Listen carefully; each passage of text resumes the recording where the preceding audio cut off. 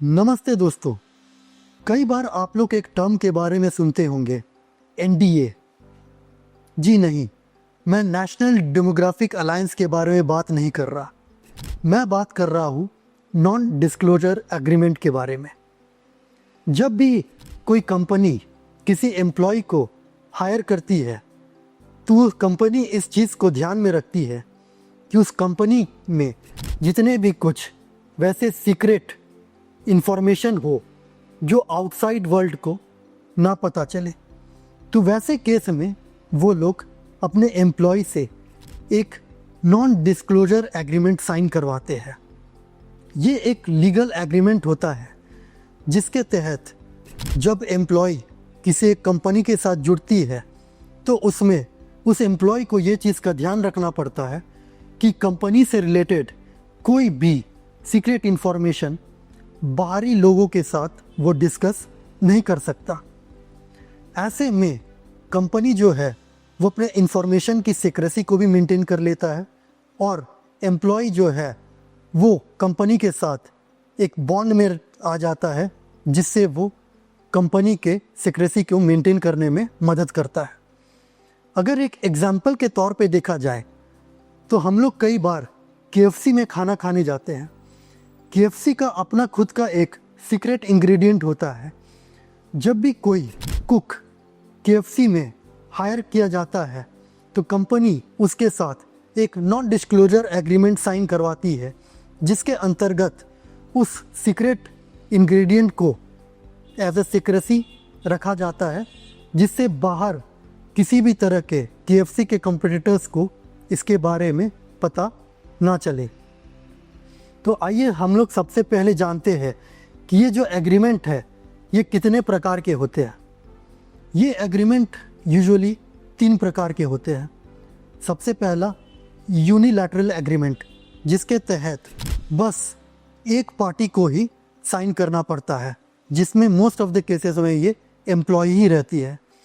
Second, bilateral agreement, जिसके अंतर्गत दोनों पार्टी को साइन करना पड़ता है, जिसमें एम्प्लॉय और एम्प्लॉयर ये दोनों रहते हैं। और तीसरा, मल्टीलैटरल एग्रीमेंट, इसके अंतर्गत मोर देन 2 पार्टीज साइन करते हैं इस नॉन डिस्क्लोजर एग्रीमेंट को एक प्रॉपर स्तर पे रखने के लिए। इसके अलावा हम लोग चर्चा करेंगे इस एग्रीमेंट के की एलिमेंट्स के बारे में। यूजुअली ये जो एग्रीमेंट है इसको किया जाता है कंपनी के इंफॉर्मेशन को सेफगार्ड करने के लिए। तो कंपनी का जो भी सीक्रेट इंफॉर्मेशन है वो सेफगार्डेड रहता है। इसके अलावा सेकेंडरी एक एम्प्लॉय का जो है वो एस्पेक्ट इस चीज़ को देखना पड़ता है कि उसका ट्रस्ट फैक्टर कंपनी के प्रति क्या है, जो एक की एलिमेंट के रूप में सामने आता है। इसके अलावा ये चीज़ ध्यान रखा जाता है कि ये जो एग्रीमेंट है इसमें दोनों पार्टी का क्या लीगल ऑब्लिगेशन रहता है। उसके बाद ये देखा जाता है कि ये जो एग्रीमेंट रहता है इसका टर्म ऑफ पीरियड क्या रहता है। कई बार जो है ये agreements from 1 year to 5 years valid रहते हैं। इसके बाद ये देखा जाता है कि अगर किसी भी तरह का इस एग्रीमेंट का ब्रीच होता है तो उसमें जो फ्रॉडुलेंट पार्टी है उसको किस तरह से पेनलाइज किया जाता है। तो ये जो सारे की एलिमेंट्स है ये नॉन डिस्क्लोजर एग्रीमेंट को उनके अस्थायी रूप को मैनेज करने में मदद करता है और कंपनी में किसी भी तरह का ऐसा इंफॉर्मेशन लीक आउट होने से उसको बचाता है।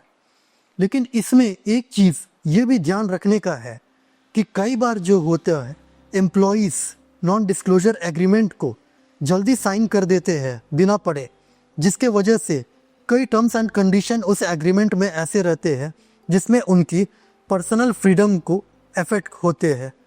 ऐसे सिचुएशन में एम्प्लॉय को इस चीज़ का ध्यान रखना चाहिए कि कोई भी एग्रीमेंट जब भी कंपनी के साथ साइन करे तो उसको अच्छे से पढ़ ले। अगर उसमें वो लोग कंपनी ज़्यादा जल्दबाजी में उनको साइन कराते हैं तो एम्प्लॉय विनम्रता के साथ उनसे थोड़ा टाइम मांग ले।